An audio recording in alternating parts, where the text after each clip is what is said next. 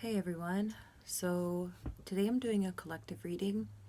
While I was shuffling the cards and meditating on our energy, um, there are some things that I undeniably was picking up on, and I think it's really important that we talk about that here today.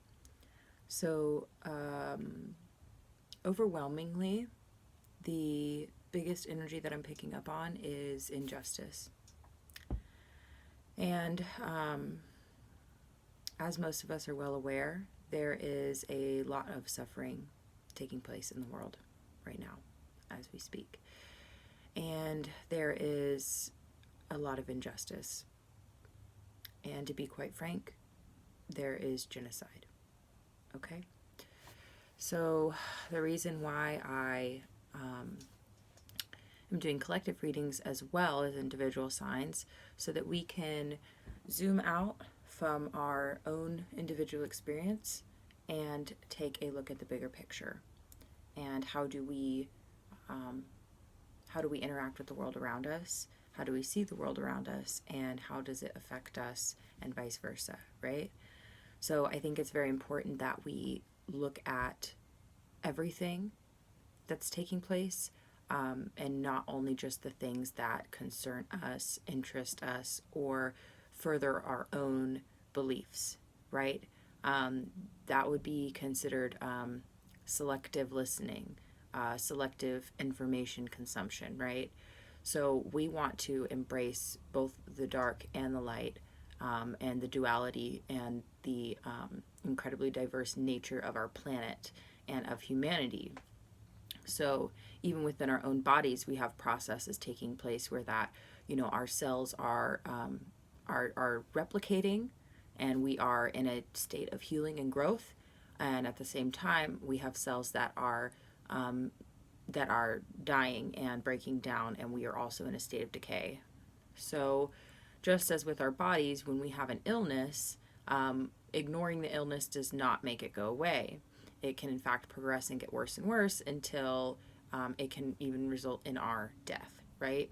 So I think it's incredibly important to look at the planet and humanity as one body, and that when we have disease and we have illness and suffering taking place in our body, our human body, our planetary body, that ignoring it is not going to help it heal. There needs to be direct intervention, and action needs to be taken in order to stop the spread and in order to heal what it is that we are suffering from. Okay, so the feeling that I get is really looking at what's taking place, allowing yourself to feel, allowing yourself to be upset, allow yourself to acknowledge if you do not feel empathy, if you do not feel upset and you are unbothered, or you feel like people deserve what it is that they're experiencing because of karma. Acknowledge that about yourself. Acknowledge if you are emotionally disconnected from what's taking place in the world right now. If you're not aware of what it is that I'm referring to, there are many, many instances of violence, injustice, and genocide taking place all over the planet right now. Okay? And I think it's important for us to acknowledge how we feel about that. Is it something that we've been setting to the side because it's just too difficult? I understand. And collectively, I think that whether we like it or not, this is the reality. So acknowledge how you feel about it. If you feel like you want to scream from the mountaintops and you want other people to hear you, you want other people to care, acknowledge that about yourself. If you would rather live a life of luxury, to be quite frank, if you would rather turn a blind eye because you can't do anything about it, right? So might as well just enjoy the good things in life and ignore the things that make us uncomfortable, the things that upset us. Acknowledge that about yourself. Acknowledge where you fall in the spectrum and move forward from there. Decide if you're okay with that. Decide if you need to create more boundaries in order to protect your mental health because you are focusing a lot on these issues, okay? Acknowledge where you are, how you feel, how you would like to feel, what you feel is balanced, what is healthy, what is fair, and start moving towards that, okay? I'm not here to judge anybody. I'm simply here to channel messages. And this is what I'm getting for the collective right now. I think it's really important that we pay attention to what's happening in the world around us and be aware of progression and trends and the way that we see things continuing to take place without consequence. And what that means for us as a species, what that means for us on a planetary level, on a global scale. What does that mean for us?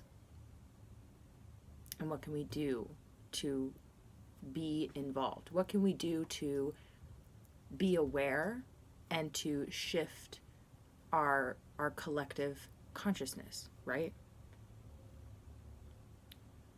I think these issues are important. Just as much as our personal issues are important to us, and we want to spend time connecting with our personal journey, that's incredibly important. That is doing work for the collective as well. But we have to remember that we can become, how do I say this? We can become self-absorbed, okay? I'm just going to be real with y'all. And we can become so concerned with our personal journey that we forget that we are part of a collective. And we can forget that there are other people who are not contributing their voice because they can't contribute their voice. Not because they just don't exist, but because these people are held captive, or these people do not have access to technology. They don't have access to the internet. They don't know what's going on in the world. All they know is what's going on in their world. And in their world, they are suffering. And they don't feel like help is coming. We need to acknowledge this. As difficult and as painful as it is, and if you're somebody who has deep empathy, then you may be protecting yourself from that pain because you will feel it full force. And if you're somebody who does not practice empathy, or empathy is difficult to access, this is true for people. It doesn't mean that you're a selfish, horrible person. It just means that empathy is not a tool that you have in your tool belt. But empathy can be learned. It doesn't mean that you're just a narcissist, and narcissists can never heal. That's something I hear a lot. I disagree with that notion. I believe that empathy can be learned. So, I think it's important for us to acknowledge where we fall on the spectrum, what's taking place in the world, how we interact with it, how we relate to it, and how would we like to change that? How would we like to participate? Okay? I'm going to go ahead and pull some cards for us and see what Spirit has to say. Thank you so much for that message, Spirit. Is there anything that you would like to share with the collective through me? Yeah. Yep.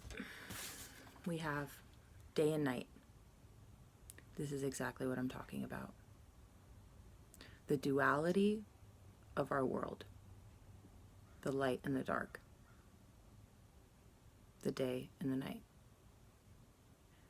This also makes me feel that when people have different experiences, it can be like day and night. Somebody might get born into this world and experience nothing but suffering until the day they die. And I know that's hard to hear. And for some of us, we reason with ourselves why that might be. Well, maybe in a past life they did this, this, and that, and they deserved it. We don't know that. We theorize these things to make ourselves feel better. We don't know that. People have many beliefs about karma. In my opinion, that is not something that we that's not something that we can put off on other people who are experiencing suffering in this lifetime, who've experienced nothing but suffering. It's not our place. And it makes it easier for us to not empathize with it. People could be born into this world and experience great joy and pleasure and beauty and love and be held and feel safe. It's like day and night. It's like living in two completely different worlds. Good things happen to bad people, and bad things happen to good people. It's just a roll of the dice. Now, if you believe in energetic exchange and karma, fair enough. But what I'm trying to say to you is expand your awareness. Consider other possibilities. Consider how we could live in a world where there are two completely different types of experience that can happen, and everywhere in between. How do we relate with that? How do we embrace that? And how do we interpret that information?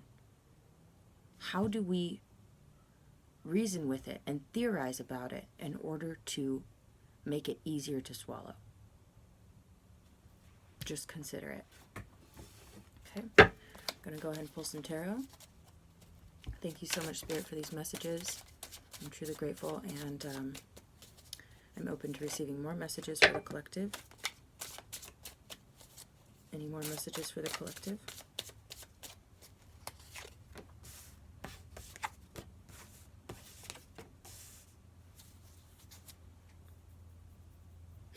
Okay, bottom of the deck we have the Seven of Wands in reverse. And what I'm feeling for this card is it's very possible that some of us, may have been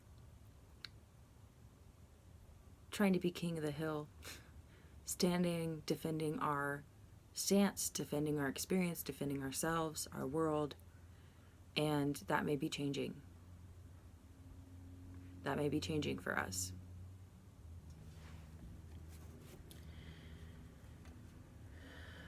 Okay, we have the Nine of Wands.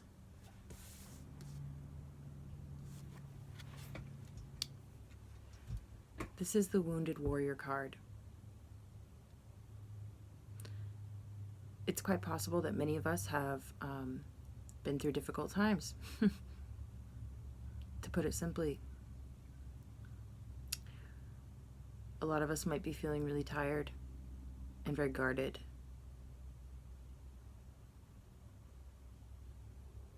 We may be wounded, but we are warriors. We have the Page of Swords. The Page of Swords, to me, represents gathering information, doing research, educating yourself. Swords are of the mind. The Page of Swords, to me, represents people embarking on new journeys. This may be a turning point for many people. They may begin to look and see what is happening around the world. They may begin to dig deeper, doing research on things that make them uncomfortable. Finally looking at the things they've been avoiding. This to me feels significant, especially if you are in a position of privilege or power, which simply means that privilege means that you have something that is denied to others. Does that make sense?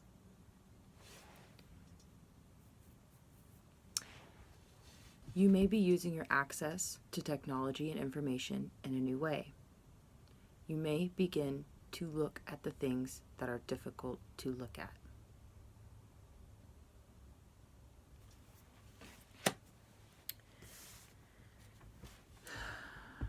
Okay.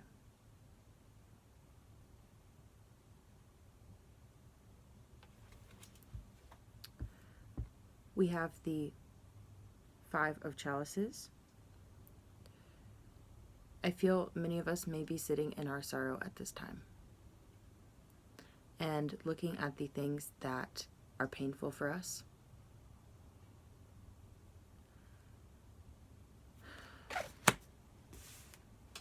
I'm sorry, just give me one moment.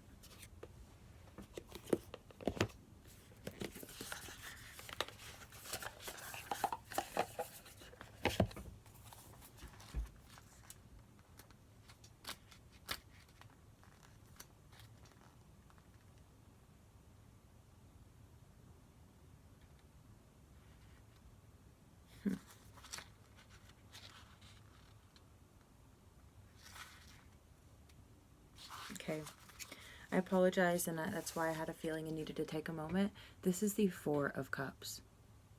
And I'm going to read to you what it says in the book, okay?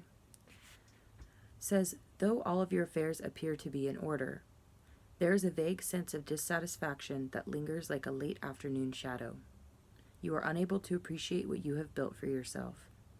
You wish for more without taking stock of everything you have. This is important, everybody. This is a time where people may be taking stock. People may be beginning to realize that they may be taking their good fortune for granted. That they may have it better than they think they do.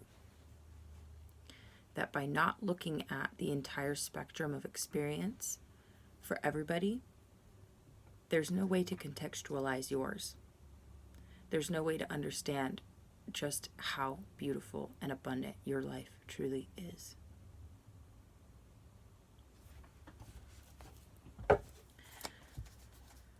Spirit, thank you so much for the guidance and the messages. Is there anything else you have for the collective today? Yeah. Anything else for the collective today?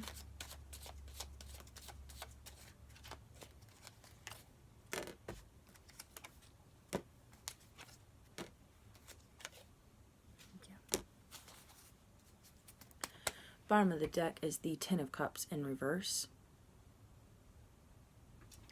There may be a breakdown of home and family. There may be a breakdown of stability with the Four of Wands in reverse. With the Ten of Wands, there are many burdens. There are many burdens being carried by many people at this time. This is a collective burden. This is collective suffering.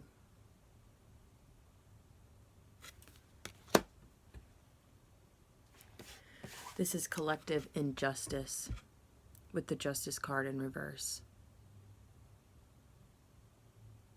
Do you understand?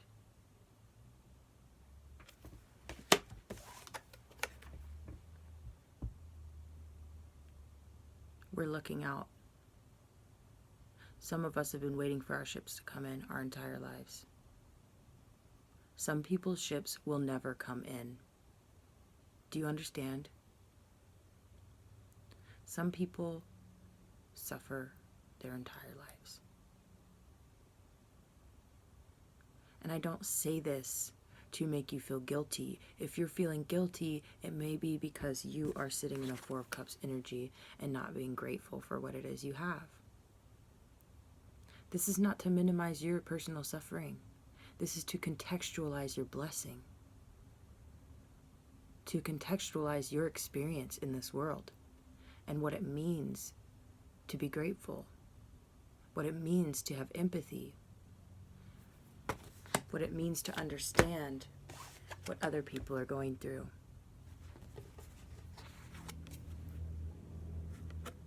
This is injustice. This is our burden.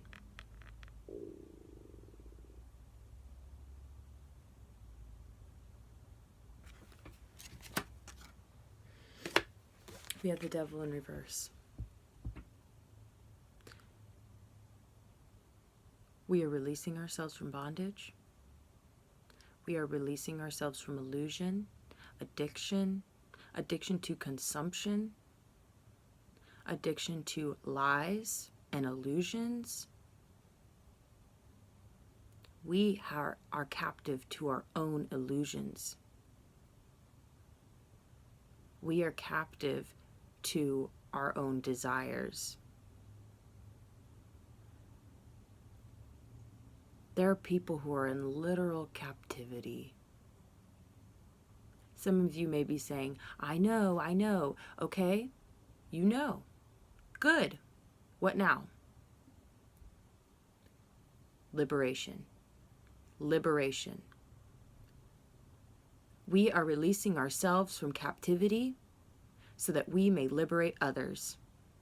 Not just so that we can gallivant around and have a great time in our joy and our happiness. Yes, absolutely. I hope for our collective liberation in every sense of the word. And I hope that you find the sunny side of the street. I hope that you live your life with joy and abundance and blessing. I just hope the same for everybody. And I pray for our collective liberation.